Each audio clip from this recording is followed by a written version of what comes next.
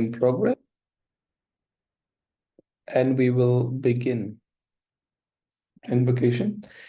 To the Supreme God, Divine Father, Divine Mother, thank you for your priceless blessings, for your divine light, divine love, divine power, divine healing, guidance, mercy, help, and protection. Thank you. To our great spiritual teacher, to all the great spiritual teachers, to all the great gods and goddesses, to all the great ones, we very, very humbly thank you for your great blessings. We thank you so much.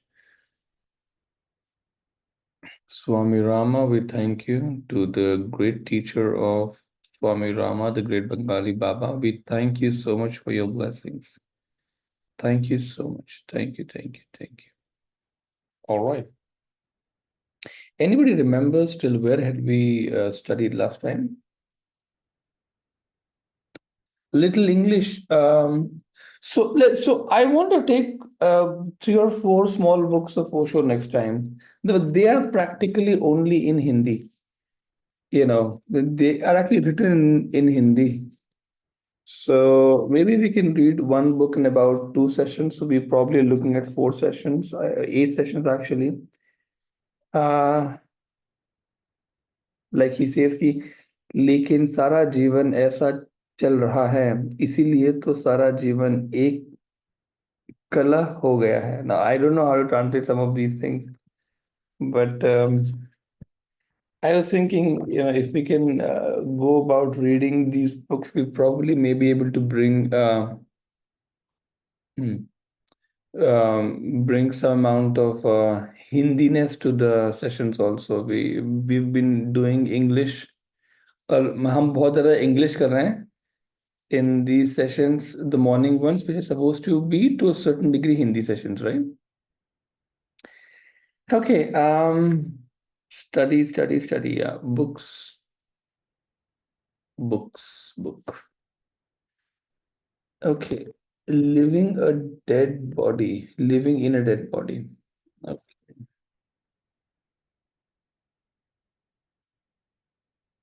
Okay, perfect.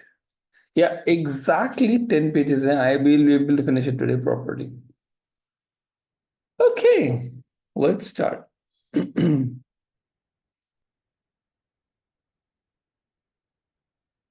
देखिए book पता नहीं कितने, I think 25 weeks से चल रही है, आज खत्म हो जाएगी. मतलब बहुत ही अच्छी बुक है, कितना एजुकेशन मिला है इस बुक से एंड इंस्पिरेशन भी मिला है बहुत ही. I am very very happy कि we reach the end of the book. इसके बाद हम जो लेंगे we will discuss it also and we will go through that. ठीक है, आगे चलते हैं. A British military commander in charge of one of the commands in Assam, India, started practicing meditation under the guidance of my master, whom he adored highly. He had met my master in 1938 in a place called Roorkee, some 40 miles from Rishikesh. One of the Indian officers had praised my master highly, so this commander accompanied him to meet my master on the bank of Ganges. After that, the commander often went to see my master and even thought of resigning his high military commission to be with him. He also loved me and wanted me to visit Assam, but I preferred to be in the mountains rather than to visit towns and cities. When I was 16 years of age, I met an old adept called Bude Baba. Bude means old, who lived in the Naga hills. He was on his way to Assam. He stopped to see my master while we were staying in Gupta Kashi cave, 5 or 6 miles from the town. This adept was very slim. He had white hair and a beard and dressed in white robes. He had an unusual way of carrying himself. He resembled a very straight, unswaying bamboo staff. This adept would often visit my master and consult with him on higher spiritual practices. He would repeatedly talk to my master about the subject of changing bodies. I was young and did not understand very much about this particular practice, which is called Parakaya Pravesha. Param, I think, means other. Kaya is body. Pravesha is entry. So entry into other bodies. No one talked freely to me about this yoga process. After 10 days, I was told to visit Assam with this old adept. We went to Assam by train and then stopped to visit the commander, who practiced yoga postures, pranayama, and meditation regularly. The other military officers did not understand their commander. They thought he did odd things, that he was practicing something strange. One of the Indian majors under this commander talked to me about him. He said, first, he gets me to get a chair and then he sits on it. Next, he asks me to remove the chair from under him, yet he remains in the same position, as if he were still seated comfortably on the chair. He would sit in that position without any support at, at, at a desk in his office. Another major who had been with him for a long time told me that since having become a yogi 3 years earlier, his personality had constantly changed. He said he doesn't lose his temper anymore. He is very kind and gentle. The commander became a teetotaler. He knew Hindi very well and was studying Sanskrit. While while we were there, I heard Bude Baba tell the commander that in 9 days he was going to assume another body. After a few days, Bude Baba and I left the military camp and went to the Naga Hills because of the mosquitoes, snakes, and wild animals, including tigers and elephants, in that part of the country. Very few yogis live there. The cave in which we stayed was the cave of late Swami Nigamananda, who wrote three books, Yogi Guru, Tantric Guru, and Vedanta Guru, on his experiences, which I found very useful. During the time we spent together, this adept would often talk some profound subject, which I would be preoccupied with flexing my muscles. I told Baba, I have strong muscles, to which he replied, very soon your strength will be tested. I had an inquisitive mind, so I was constantly asking questions of Baba. Finally, he said, no questions anymore. Focus your mind on your mantra. This Baba knew several languages, including Sanskrit, Hindi, Pali, Tibetan, Chinese. Sometimes he spoke to me in English, but only when he was annoyed with my constant chattering. Then he would say in English, shut up. I loved silence, but in order to know more about the many things I found mysterious, I would put questions to him in spite of his annoyance. I continued pestering him when the time was approaching for us to leave the cave. I asked him why he wanted to assume another body. He replied, I am over 90 years old now, and my body is not a fit instrument to remain in samadhi for a long time. Besides, the opportunity has presented itself. Tomorrow there will be a dead body in a good condition. A young man will be bitten by a snake and then placed in river 13 miles from here. I found his talk quite bewildering. He told me that we would leave the cave in the morning and reach our destination before sunset. Then, when the morning came, however, we could not leave the cave. During the night, an elephant had inserted the trunk into the outer chamber of the cave. A scorpion, including itself, just one second. Yeah. A scorpion hiding itself in the corner of the cave had stung the elephant on the trunk, and the elephant died. And my God, a scorpion can kill an elephant? That's amazing. Wow. And the elephant died in that position. Its two front legs, the trunk, and the head were inside the cave, and the hindquarters were outside. We obviously could not get out with great effort, without great effort. Baba caught hold of the scorpion with his bare hands and said, bad boy, what a horrible thing you've done. Imagine lifting a scorpion saying, bad boy, what a horrible thing you've done. It's kind of funny, no? It's funny, actually. More than scary, I think it's funny. Imagine there was a point of time in my life when I was so terrified of snakes. This was, I think, in 2011, if I'm not wrong. And I thought that back in the day, when I was just out of ISC and was studying, I mean, I was not studying, I was working in Jamshedpur as a design manager long, long back before I came into the field of design. So I was working there for about 3, 4 months, I think. July, August, September, October, November, 4, 5 months. August, September, October, November, yeah. So the funny part is that I was terrified of snakes, and Jamshedpur was a very, very green place, actually. At least the place I was staying was extremely, extremely green place. It was Tata Motors campus, and there was a GE hostel where I used to stay. Now, we found a snake one day, and I called a guard, and I made sure that the snake was killed. So, and then I was very proud about it. And, oh, we finally got a snake killed, everyone is safe. Karke na? I told it to a friend of mine, actually, many friends of mine. One of them actually replied saying that, why did you get the snake killed? She was so compassionate towards the snake. And I was like, how? Like, I mean, there was something unusual about the compassion that this lady was displaying at that time. And I was like, I never thought of it like that. It was just weird actually. But I still remember that everyone else I sent it to, I don't even remember the names. But this person I sent to, I remember the name solely because of the compassion that the person displayed and told me things about a snake which almost people wouldn't tell. And I was like, okay, I will try not to repeat it again in my life. So, but very, very interesting things I'm trying to tell you that, like this example of a Baba lifting a scorpion, because the heart was so filled with love that the love that you sense in yourself is exactly the same love that is with others. There's no difference in the consciousness. This is completely the same thing. So, also a similar example was Sri Yukteswar Giri playing with a snake in the book autobiography of Yogi, right? Okay.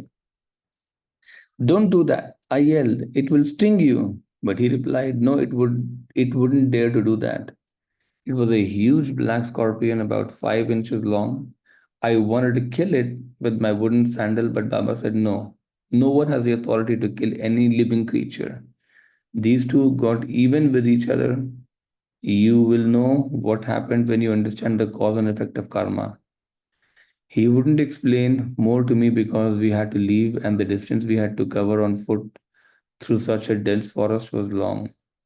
After two arduous hours of trying to push the dead elephant out of the way, I finally made enough space for us to crawl out. 13 miles north of the cave, we came upon a river where we camped that night. In the morning, I bathed in the river at 4:30, sat for the meditation. When I opened my eyes, Baba was gone. I searched for him and waited the whole day, but he never turned up. So I decided to depart for the Himalayas. The whole journey seemed to be very mysterious and fruitless. Even my way back was a rugged path through thorny bushes. When I reached Assam headquarters of the British commander, he said, Bude Baba has done it. He has assumed a new body. I still did not understand the whole thing. Immediately next morning, I left for my Himalayan home. When I arrived, my master said, Bude Baba was here last night and was inquiring about you. A few days later, a young sadhu visited our cave. He started talking to me as though he had known me for a long time. He described all the events of our journey to Assam in detail and said, I'm sorry you could not be with me when I changed my body. It was strange for me to talk with someone who had appeared at one time very familiar to me, but now he had a new body. Mhm. I found that this new physical instrument did not affect his previous capacities and characteristics at all. He exhibited all the intelligence, knowledge, and memories, talents, and mannerisms of the old Baba. I verified this by minutely watching his speech and actions. The young man even had same strange bamboo-like walk of the old man. Later, my master gave him a new name, saying the name goes with the body, not with the soul. He is now called Anand Baba and is still a wanderer in the Himalayas. When I see him, even today, I think of him in his previous body and have difficulty in adjusting to the body which is in front of me. With all the evidence I collected, I found out that it is possible for a highly advanced yogi to assume the dead body of another if he chooses to do so and if a suitable body is available. The adepts alone know the process. For the ordinary mind, it is only a fantasy. I feel my life has been fuller and richer for all that I have learned from great sages. If my hands cannot lift the wheel of the future, nor the eyes penetrate its folds, I can still hear melodies of the music and distinguish their voices. The objects of the world do not pass through my mind, but their voices echo from the depths of my being. I will explain something here.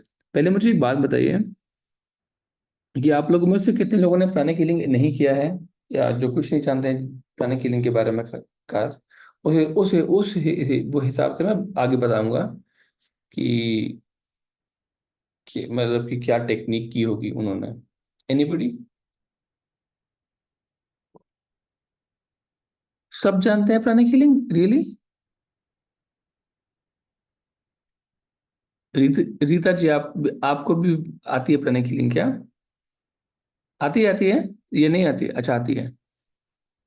अच्छा, एक व्यक्ति यहाँ पे है जो जिनको नहीं आती है, आई थिंक. बाकी बाकी सबको आती है क्या रियली? That's amazing.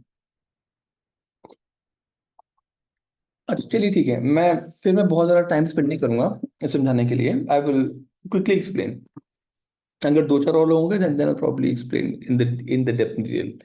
आप लोगों ने एक जो कोर्स किया है achieving oneness with higher soul, right? आपको पता है कि हायर सोल जो होती है वो थ्री सीड्स को प्लग करती है बॉडी में. तो सीड ऑफ लाइफ जो होता है, जो कि हार्ट चक्र की रूट में जो प्लग होता है, उसकी वजह से लाइफ एनर्जी एमिनेट होती है एंड बॉडी एक्टिविटी में आती है, राइट? डेथ के टाइम पे वही सीड को अनप्लग कर लिया जाता है एंड बॉडी जो है वो डाई हो जाती है, राइट? तो ये mechanism of plugging in and plugging out seeds जो है, ये मैकेनिज्म आई थिंक जो एडेप्ट्स जो हैं, जो मास्टर्स जो हैं, उनको पता होता होगा. आई am very sure of that. कि यहाँ से सीड्स को प्लग आउट कर लिया, वहां पे प्लग इन कर दिया. और प्लग इन करने के लिए कोई ना कोई कंडीशन भी चाहिए होगी अच्छी वाली, कि बॉडी थीटा कंडीशन में हो. जैसे कि लॉर्ड जीसस ने जब उसको, क्या नाम है, लजारस को जब डेड से रेस किया था, तो आई थिंक उसको 3 दिन हुए थे मरे हुए, if I am not wrong, 3 days. And he probably plugged the seed back in, physical permanent seed को he plugged it back in and Lazarus was raised from the dead.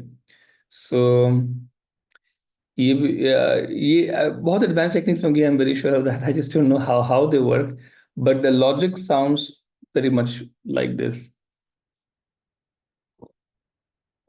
If I'm also, अगर मैं गलत नहीं हूं तो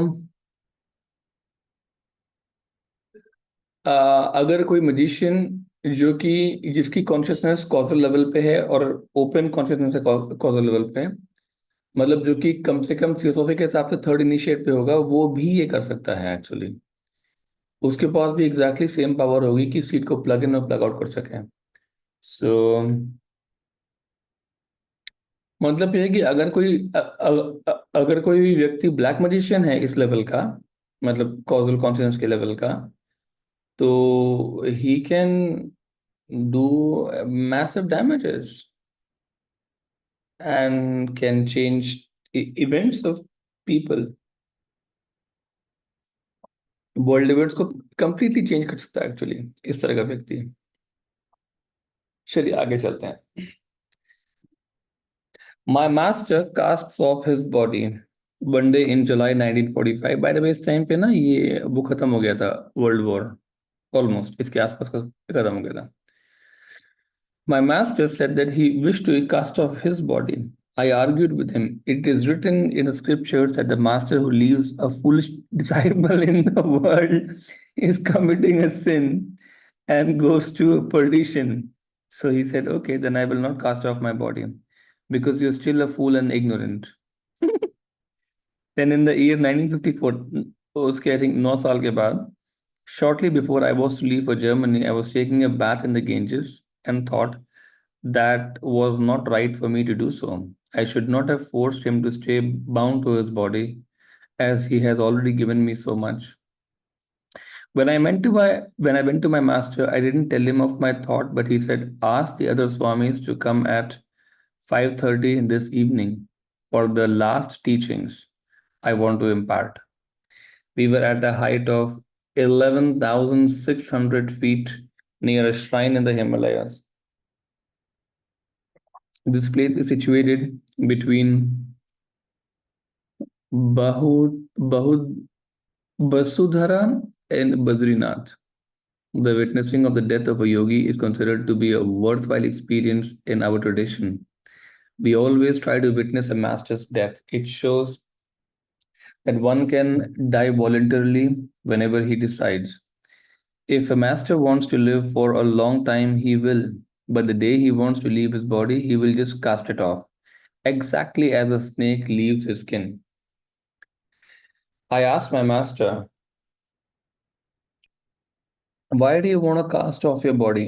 He said, "You were taking a bath and you were thinking that you had no right to hold me back.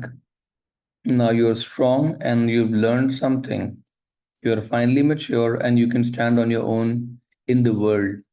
I feel free to go on my journey." There were five of us with him on the top of a mountain. He sat in the center surrounded by us and asked all of us if we wanted to learn or know about any spiritual practices. I was in deep sorrow, but at the same time would not express my attachment for him, thinking that the body must go to the dust sooner or later. It is inevitable. So I tried hard to compose myself. He looked at me and said, "Do you want anything from me?" I said, "I want you to be with me whenever I need you, whenever I am in distress, helpless, or cannot deal with the situation." He promised me that he would, and then he blessed me. We all bowed before him. He sat in the accomplished posture and closed his eyes. Gently, he murmured the sound Om and became lifeless. We all started crying. We did not know whether we should bury the body or immerse it in the river. We couldn't decide. For 2 hours, we discussed this and consoled each other, but could not come to any conclusion. Finally, the decision was left to me. We thought of carrying the body to our cave, but since it was 63 miles away, it would take several days to reach there. Nonetheless, another Swami and I started to carry his body toward the cave. In the mountains, it was not possible to travel at night, so we stopped in a small cave. We were very quiet and passed the night sitting and looking at each other. I never believed that my master would ever leave me, but he had done so. Next morning, after sunrise, we started again, carrying his body, and walked about 15 miles. We thought of disposing of the body, but we could not decide where and how it should be done. We were afraid that the body would decompose.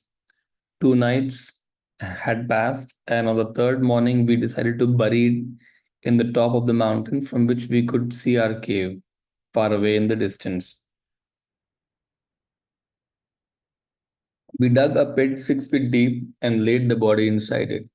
We wanted to cover up the body with boulders and earth, but none of us could move our limbs. We could talk to each other, but all five of us became completely inert and lifeless, as if we were paralyzed.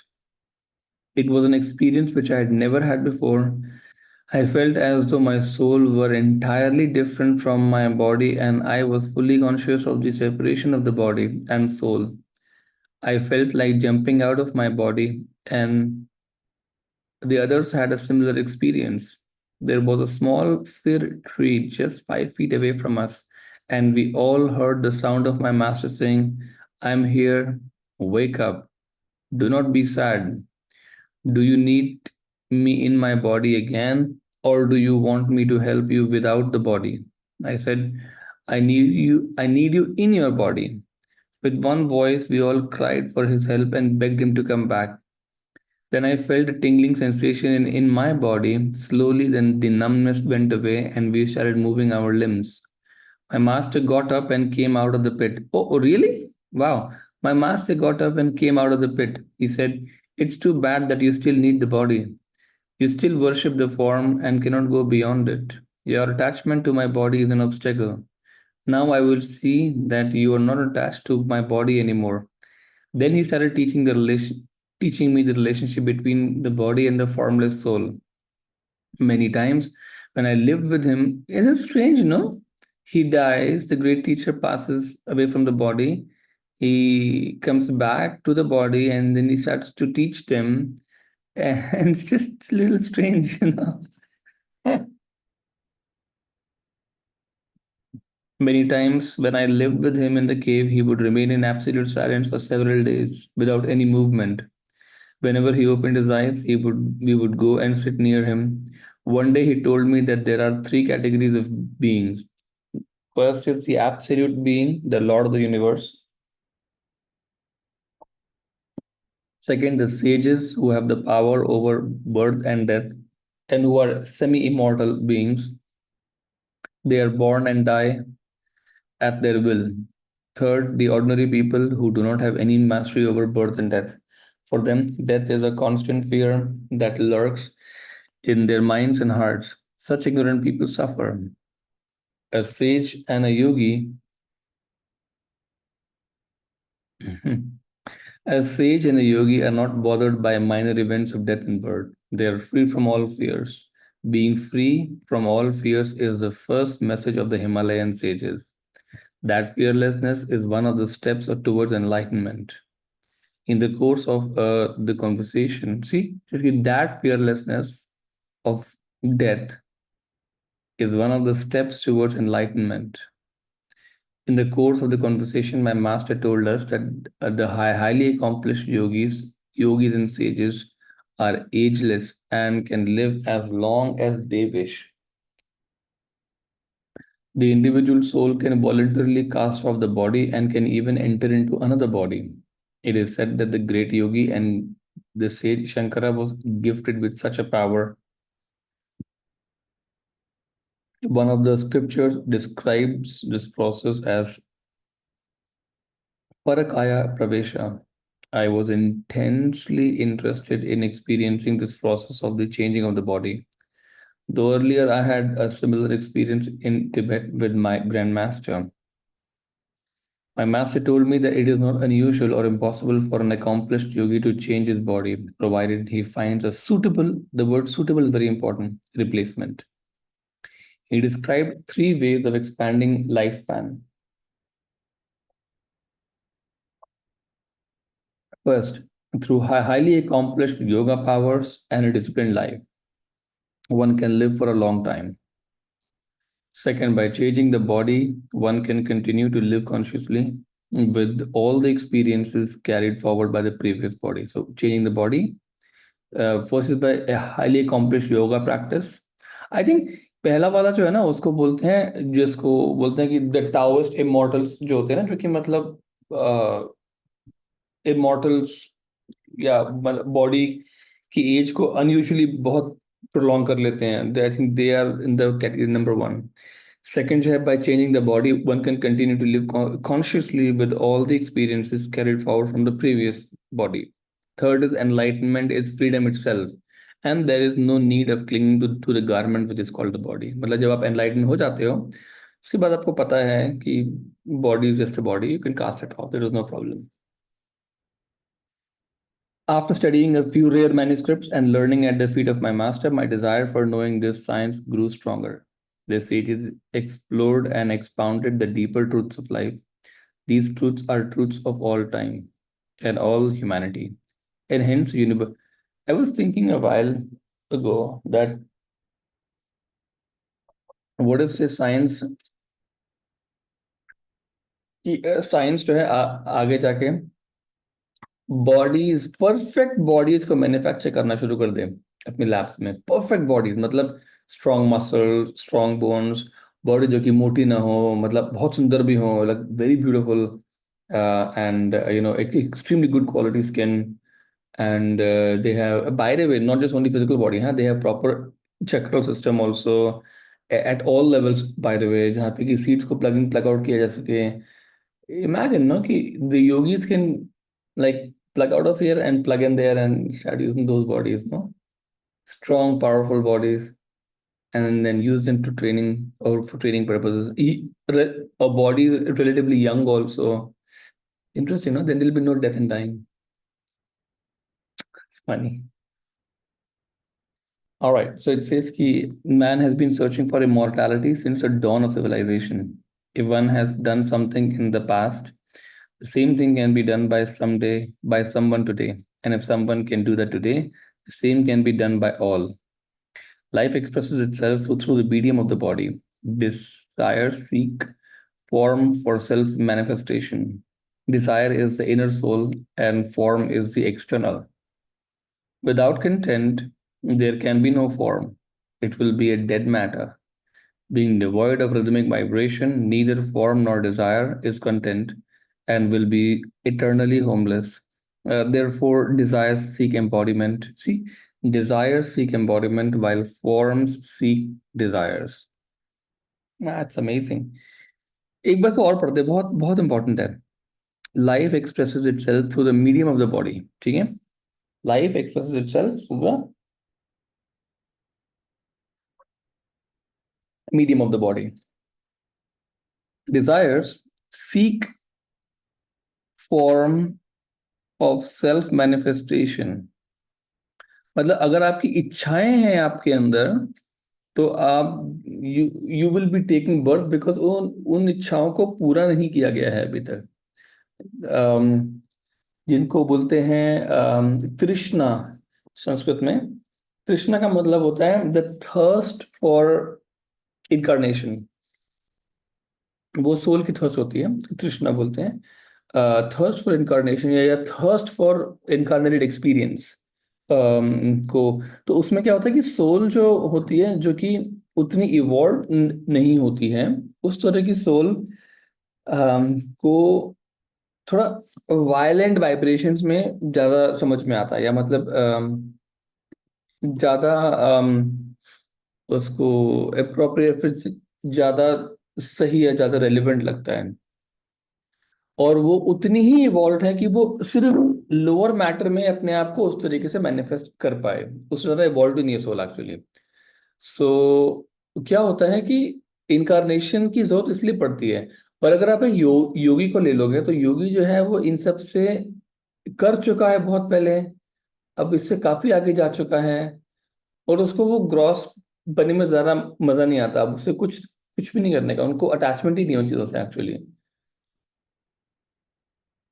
तो that's when you incarnate as per your own will. और उसके बाद incarnation का एक अलग purpose होता है कि समाधि, या मतलब डीप समाधि या प्रोलॉन्ग समाधि. इस तरह के पर्पस होते हैं उनके. And that's how they accomplish it. इसमें एक चीज और है, वो ये है कि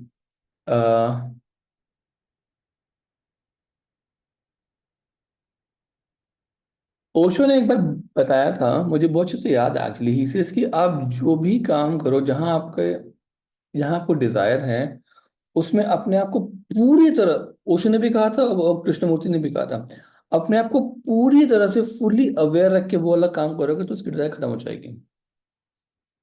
बहुत ही पावरफुल लाइन थी एक्चुअली. अगर आप अपने आप को पूरी तरह से इन्वॉल्व करके वो वाला काम करोगे, तो आपकी डिजायर जो है उस चीज की, वो खत्म हो जाएगी पूरी तरह से. और ये these are really powerful words actually.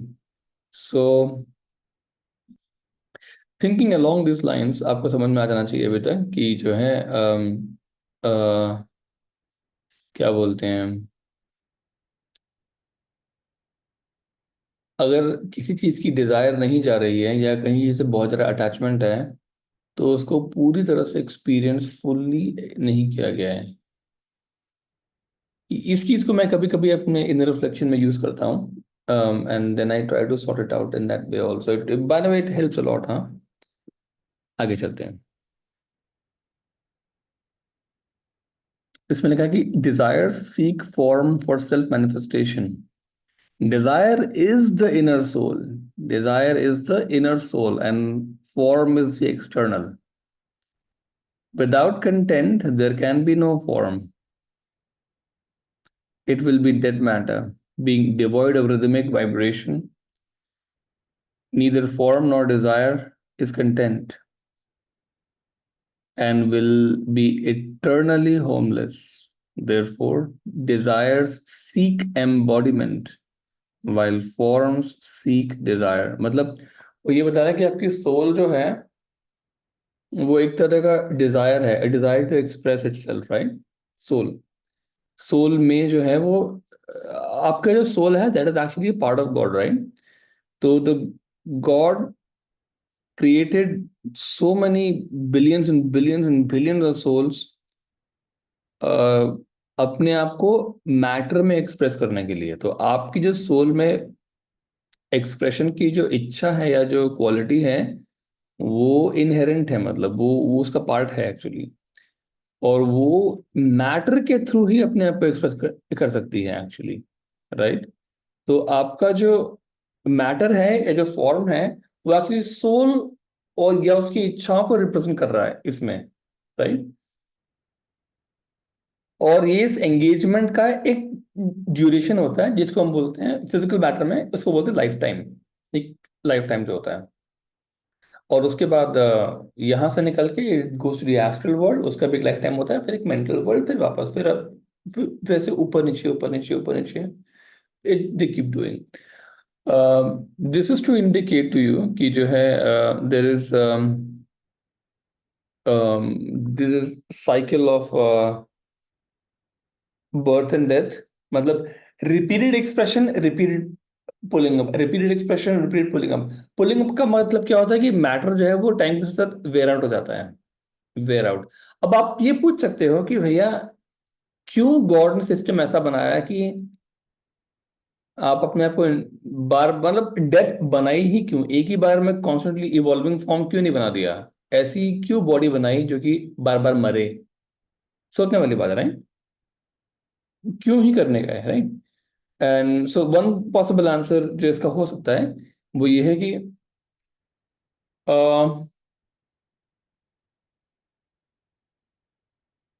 कि जो डेथ होती है दैट गिव्स एन अपॉर्चुनिटी, मतलब वो एक अपॉर्चुनिटी प्रोवाइड करती है to create a better and newer form. या अगर एक तरह की स्पीशीज को खत्म करना है then there is a way to cut it off after killing everyone in that species. But इसमें एक डिबेट ये हो सकता है कि भैया अगर हमारा form he constantly evolving and upgrading अगर अगर है तो डेथ करने की जरूरत नहीं पड़ेगी। May be that is also good one. बहुत चीज़ों के आंसर शायद डीप मेडिटेशन में मिल जाएंगे, मुझे भी सब चीज़ें नहीं पता है, but one can always imagine this. अभी जो है एवोल्यूशन का जो कॉन्सेप्ट है वो रीबर्थ पे बेस्ड है। जब एक मैटर जो है, जैसे कि 10,000 साल पहले जो बॉडीज होती थी वो इतनी रिफाइंड नहीं थी, मतलब वो कोर्स टाइप की बॉडीज थी, इतनी इंटेलिजेंस नहीं थी उनमें। आज जो बॉडीज हैं वो बहुत अलग है एक्चुअली। आज की बॉडीज में इंटेलिजेंस इनहेरेंटली मैनिफेस्ट होती है actually. So one can always say कि जो है अगर एक ही लाइफ अगर चल रही होती तो द प्रॉब्लम है कि ना लोग उसके बाद ना क्वालिटीज अपनी चेंज करते ही नहीं एक्चुअली। ये भी पॉसिबल है, मतलब ये भी हो सकता है कि अगर पीपल वुडंट चेंज या वो एक जो इनका जो थिंकिंग पैटर्न है वो मतलब वही चलता रहेगा, जिसमें प्राइड बिल्डअप होगी तो होगी, मतलब जिसको झूठ बोल के सक्सेस करना आ गया उसको वही करता रहेगा अब वो, क्योंकि उसके लिए काम करता है वो, right? So people wouldn't move towards spirituality या सोल बिकॉज मैटर पे उनका काम चल रहा है आराम से, तो it will be counter productive actually. And this is one of the ways to think by the way, but और भी तरीके हो सकते होंगे। So just give it some thought, it's very good food for thought इस तरह के question पूछना ना। आगे चलते हैं। Many are those who perceive the mere body, being unable to apprehend the life within. They consider the lines of the picture to be final. They cannot pierce through them. Their realization must ever remain untrue. their knowledge incomplete. To learn more about man's inner life rhythms, one should learn to go beyond the desire and to cultivate inward sensitivity and one pointedness of that mind, which can seek help from the finer forces of the rhythmic vibrations. Life is a rhythm, and one who knows this rhythm can live as long as he wishes. Nice. Chapter number 14th or section 14, Journey to the West. Last, sorry, East is East and West is West is a primitive idea. Modern man has reached the moon. The West is advanced in technology and East in spirituality.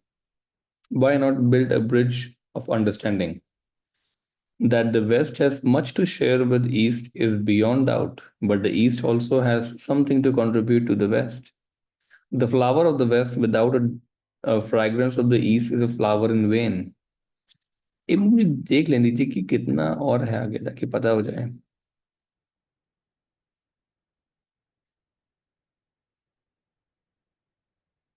Okay, glossary 151 आज हम इसे खत्म कर देंगे, ठीक है. 151 तक है. Will finish it of.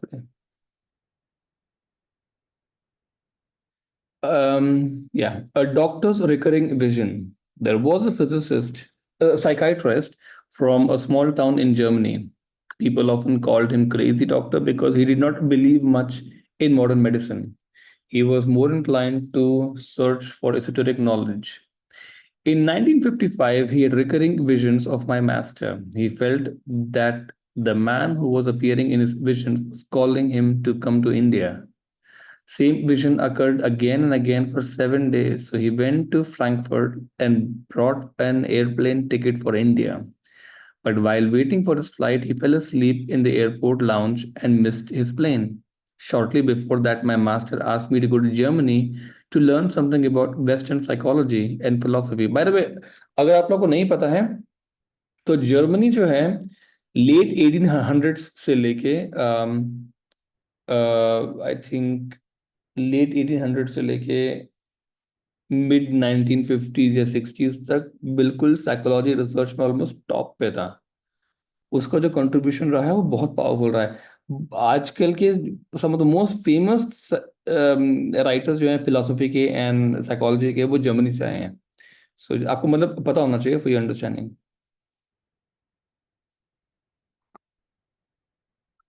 So shortly after that, my master asked me to go to Germany to learn something about Western psychology and philosophy. A businessman from Bombay managed to get my ticket to Frankfurt and gave me a few letters of introduction to his friends there. With further instructions from my master, whom I adored as my Gurudev, I left for Germany. When I arrived in Frankfurt, the doctor was at the airport. When he saw that I was a Swami from India, he approached me and showed me several drawings he had made of the person in his recurring vision. He asked me if I knew of any such man in India. The first thing he said to me was, "Please help me. The man in the drawing has appeared to me in a vision again and again. I've tried to draw the picture of my vision as well as I could. I'm sure it is not an hallucination. The vision has created such deep grooves in my mind that I cannot do my work. All that I can think of is this image. You are a Swami from India, perhaps you can help." When I saw the drawings, I said, "He is my master." He insisted that I go back to India with him and take him to my master, but my master did not want me to return right away. He thought that I was too attached to his mortal being and wanted to break the mortal ties to strengthen my awareness of the immortal link between us. He wanted me to remain physically away from him for some time to become aware of the more subtle bond which exists between us. That is why he sent me to different teachers in different parts of the Himalayas. I gave the doctor a long letter to show Dr. Chandradhar and Dr. Mitra of Kanpur, India.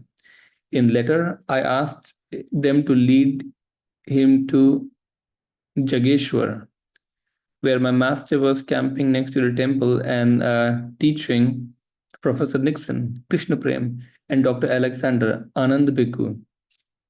With the help of the doctors of Kanpur, the German doctor met my master and stayed with him for 3 days and then returned to Germany. He then arranged for me to visit different institutes and universities throughout Europe.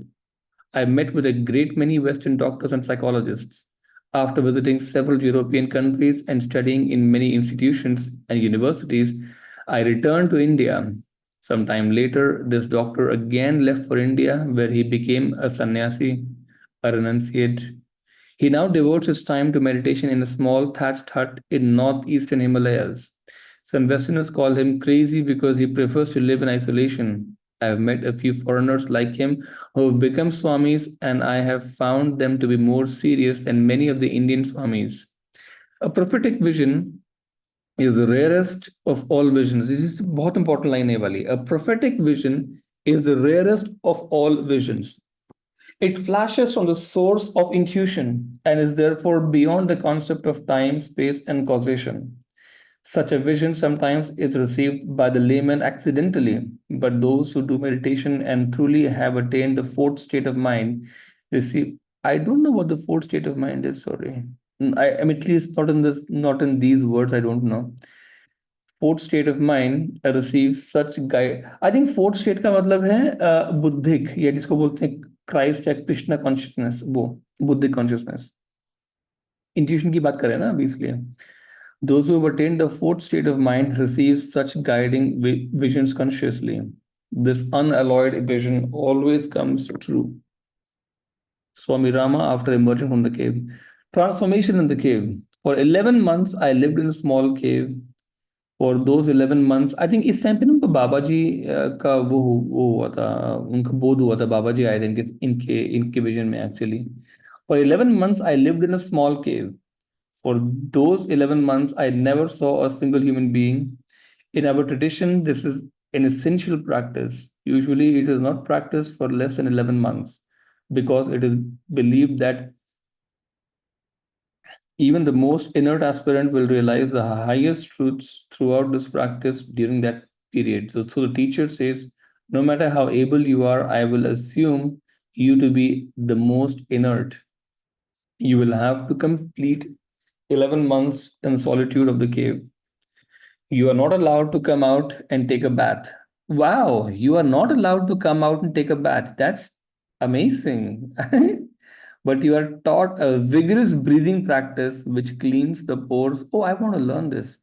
Vigorous breathing practice which cleans your pores and which is actually better than bathing. Wow, now I want to learn this.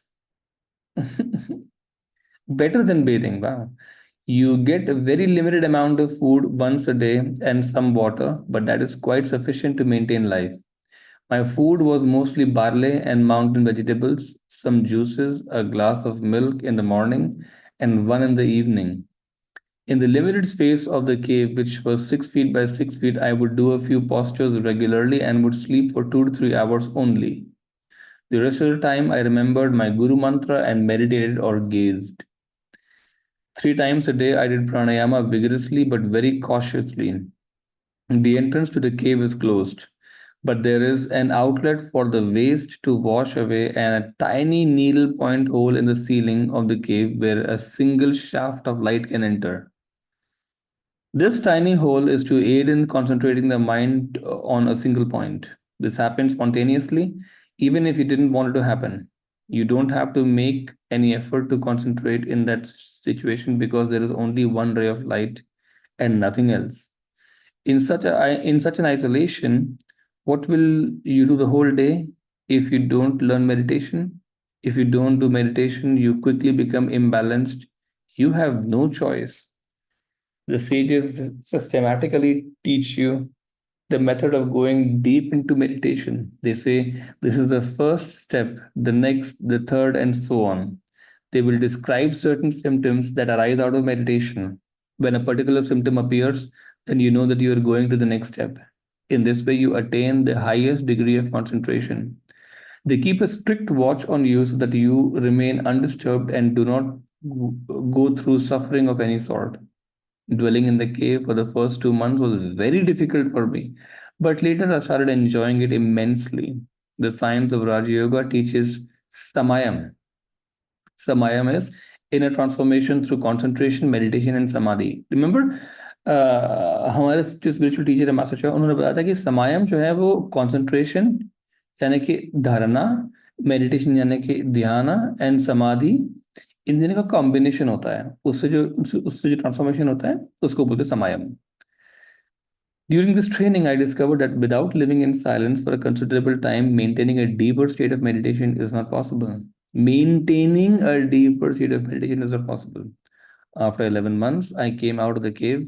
It was 5 o'clock in the evening. By the way, आपको ये भी पता होना चाहिए कि जैसे कि Buddhist Monks जो होते हैं ना, डीप मेडिटेटर्स एक्चुअली, वो काफी लंबे समय तक मतलब अपने ग्रुप के साथ ट्रेन करते हैं। But there is a time जब जो आता है जबकि वो ग्रुप से अलग हो जाते हैं। छोटी सी केव, केव तो नहीं बोलना चाहिए उनके लिए, actually they are small small huts actually. अपने हट में चले जाते हैं और महीनों महीनों तक हट के अंदर रहते हैं और they keep meditating individually alone and silent.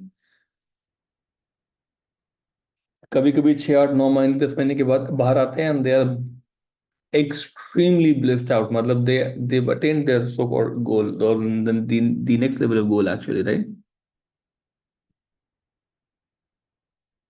Interesting. आगे चलते हैं। So it says कि after 11 months I came out of the cave. It was 5 o'clock in the evening on July 27th. I was asked not to stay outside in the sun for the first week. I had difficulty in adjusting to the external world. Everything looked different, as though I had come to a strange new world. The first time I went to the city, it took me 40 minutes to cross a street corner because I was not accustomed to so much external activity. But gradually, I became able to deal with the world. Coming back to the external world, I realized that the world is a theater where I could test my inner strength, speech, emotions, thoughts, and behavior. See, amazing. The world is a theater where a yogi or a man can test his inner strength, speech, emotions, thoughts, and behavior. After the completion of this training, I was prepared to come to the West. I did not want to leave my master, but he insisted. He said, "You have a mission to complete and a message to deliver. That message is ours, and you are my instrument." My master then instructed me to go to Japan. He told me that I would meet someone in Japan who would help me to come to the United States. I left for Tokyo from Calcutta by plane with only $8 in my pocket. When we stopped at Hong Kong, I ordered tea in the airport restaurant and was surprised to be presented with a bill of $4. I left another dollar as a tip and I arrived in Tokyo with only $3 and an apple, which I saved from the meal around the airplane. $4, huh? A man came up to me and asked me where I had come from and where I would be staying in Japan. I told him I have a friend and I will be staying with him. He asked me, "Who's your friend?" I didn't know how to answer him since I didn't know anyone in Japan. So I said, "You are that friend." Hey, that's awesome. You are that friend. I stayed with him and he introduced me to Yoka the Sun, the spiritual head of Mahikari. He has a following of several 100,000. Yoka the Sun had many visions of a sage of the Himalayas. When I was introduced to him, he hugged me with reverence and said, "I have been waiting for you. I hope you will give me the secret teachings of the Himalayan Masters." I lived with him for 6 months and had occasion to address and teach various spiritual groups in Tokyo, Osaka, and other cities. After I had imparted the message of my master to Yuka the Sun, he brought me a ticket and I continued on my journey to the United States. Before I left India, my master had told me that the United States, in the United States, I would meet my students and associates. He described many details to me which have since come true. I have still to complete my task. मतलब जब ये book लिखी जा रही थी उस समय की बात है। This sometimes make me pensive, but I know that when the Lord gives me the opportunity, I will fulfill the purpose of my life. My purpose is to create a bridge between East and West by establishing a center of learning from where I can faithfully deliver the message of the sages. ये master मतलब स्वामी रामा है ये।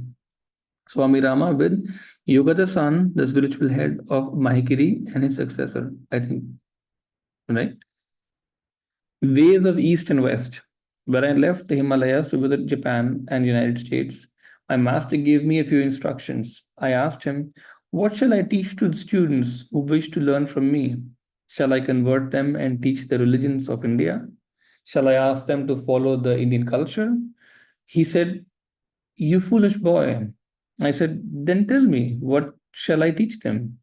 The culture in the West is entirely different from ours. Our culture does not allow one to get married to anyone without the consent of the other family members, while the culture in the West believes in a free social life. A Christian can get married to anyone, and the Jewish people do likewise. Of course, their ways of worshipping God are set in a fixed particular style, while we worship the way we like and choose the path of enlightenment we want. We are free thinkers, but we are in sorry we are free thinkers, but we are in the bondage of social laws, and they are in the bondage of certain fixed ideas in their way of thinking and worshipping. I asked, these two diverse ways seem to be quite apart. How can I deliver your message to the West? The Swami Rama teaching in the United States. He said, though these cultures live in the same world with the same purpose of life, they are each extreme. Both East and West are still doing experiments on the right ways of living. The message of the Himalayan masters is timeless and has nothing to do with the primitive concepts of East and West. Extremes will not help humanity to attain the higher steps of civilization, for which we are all striving. Inner strength, cheerfulness, and selfless service are the basic principles of life. See, inner strength, cheerfulness, and selfless service are the basic principles of life. It is immaterial whether one lives in the East or West. A human being should be a human being first. A real human being is a member of the cosmos. Geographical boundaries have no powers to divide humanity. To get freedom from all fears is the first message of the Himalayan sages. The second message is to be aware of the reality within. Be spontaneous and let yourself become the instrument to teach pure spirituality. This is amazing. See, the second message. So, पहला message क्या था? Inner strength, cheerfulness, and selfless service are the basic principles of life. Second message था is to be aware of the reality within. Be spontaneous, and a lot of your problems. Sorry, and let yourself become the instrument to teach pure spirituality without any religion or culture. All spiritual practices should be verified scientifically if science has the capacity to do so. If science has the capacity to do so, that let providence, matlab, let God, the provider, guide you. With reverence, I made a bow and started for my journey. I came to the city of Kanpur, where I stayed a few months with our disciple, Dr. Sunanda Bai, who bought my air ticket to Japan. Bye the वे आपको ये बात पता होनी चाहिए, I think इसी बस इतना सा, बस लास्ट का बाकी है थोड़ा सा, एंड खत्म हो जाएगा, ठीक है। कि स्वामी रामा जो हैं उनको 11 महीने का जो जो आइसोलेशन पीरियड था, उसमें जहां तक मुझे याद है कि Baba ji came to his vision and he instructed him to go to the west, and वहां जाके टीचिंग को स्प्रेड करने के लिए। दिस इज ऐसा as far as I remember, वो इसमें मेंशन नहीं है मेरे ख्याल में, but that is what is known about him. Our tradition. Shankaracharya established an ascetic order 1200 years ago. Though renunciates had already lived in an unbroken lineage from the Vedic period, he organized his orders through 5 main centers in north, east, south, and west and center of India. The entire ascetic order of India traces its tradition from these centers. Our tradition is Bharati. Bha means knowledge. Rati means lover. Bharati means he who is a lover of knowledge. From this comes the word Bharat, the land of spiritual knowledge. One of the Sanskrit names for use for India. Bharat is lover of knowledge. Right? There is one thing unique to our tradition. It links itself to an unbroken lineage of sages even beyond Shankara. Our Himalayan tradition though a tradition of Shankara is purely ascetic and is practiced in the Himalayan caves rather than being related with the institutions established on the plains of India. In our tradition, learning of the Upanishad is very important, along with the special advanced spiritual practices taught by the sages. The Mandukya Upanishad is accepted as one of the authoritative scriptures. The knowledge of Sri Vidya is, I think, the technique of meditating on, if I'm not wrong, on the Shri Chakra or the Shri Yantra. Remember that, right? The knowledge of Sri Vidya, उसको बोलते हैं Sri Vidya sadhana, I think. The knowledge of Sri Vidya is imparted stage by stage, and the advanced student is taught Prayoga Shastra, which explains the practicality and application of the discipline one has to follow for this knowledge. We believe in both the master and the father principles of the universe, mother and the father principle of the universe. That which is called Maya or illusion in our worship becomes the mother and does not remain as a stumbling block or obstacle on the path of enlightenment. All of our worship is internal and we do not perform any rituals. There are three stages of initiation given according to our tradition. First, mantra, breath awareness, and meditation. Second, inner worship of Sri Vidya and Bindu Bhedna, piercing the pearl of wisdom, or I think the blue pearl in this case. Third, Shaktipat and leading the force of Kundalini to the thousand petal lotus called the Sahasrara Chakra. At this stage, we do not associate ourselves with any particular religion, caste, sex, or color. Such yogis are called masters and are allowed to impart the traditional knowledge. We strictly follow the discipline of the sages. It is not possible for me to discuss in detail the secret teachings of Prayoga Shastra, for it is said that Nada Nadatavyam, Nadatavyam, Nadatavyam. Don't impart, don't impart, don't impart. Unless someone is fully prepared and committed and has practiced self control to a high degree, these attainments can be verified through the experiences of the sages of the past. In our path, Gurudev is not a god, but a bright being who has faithfully and sincerely attained the state of enlightenment. We believe in the grace of the Guru, who grace the Guru as the highest means for enlightenment, but never as the end. The purpose of the Guru is to selflessly help his disciples on the way to perfection. Our tradition has the following orientation. I think it'll take me one more minute to finish it off till here, right? One absolute without a second is our philosophy, serving humanity through selflessness in expression of love, which one should follow through mind, speech, and action. The yoga system of Patanjali is a preliminary step accepted by us for the higher practices in our tradition. But philosophically, we follow the Advaita system of absolute without a second. Meditation is systematized by stilling the body, having serene breath, and controlling the mind.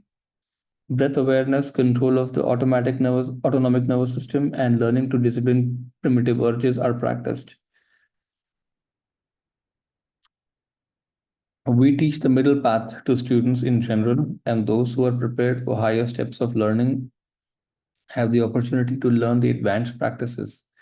This helps people in general in their daily lives to live in the world and yet maintain above. Our method for the convenience of Western students is called superconscious meditation. I'm only a messenger delivering the wisdom of the Himalayan sages of this tradition, and whatever spontaneously comes from the center of intuition, that I teach. I never prepare my lectures or speeches, for I was told by my master not to do so. We do not believe in conversion, changing cultural habits, or introducing any god in particular. We respect all religions equally, loving all and excluding none. Neither do we oppose any temple, mosque, or church, nor do we believe in building homes for God while ignoring human beings. Our firm belief is that every human being is a living institution or a temple.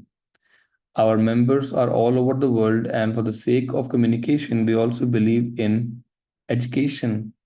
Our graduate program imparts the knowledge given by the sages, therefore, thereby fulfilling the inner need of intellectuals. We practice vegetarianism. We teach nutritional diet that is healthy and good for longevity, but at the same time, we are not rigid and do not force students to become vegetarians. We respect the institution of the family and stress the education of the children by introducing a self-training program and not by forcing our beliefs, faith, and the way of life on them. Our trained teachers systematically impart all aspects of yoga relating to the body, breath, and mind and individual soul. Awareness within and without or outside is the key. See, awareness inside and outside is the key. And the methods of expansion are carefully introduced to students. To serve humanity, we believe in examining, verifying, and coming to certain conclusions regarding the yoga practices, including relaxation and meditation. Our experiments are documented and published for the benefit of humanity. We believe in universal brotherhood, loving all and excluding none.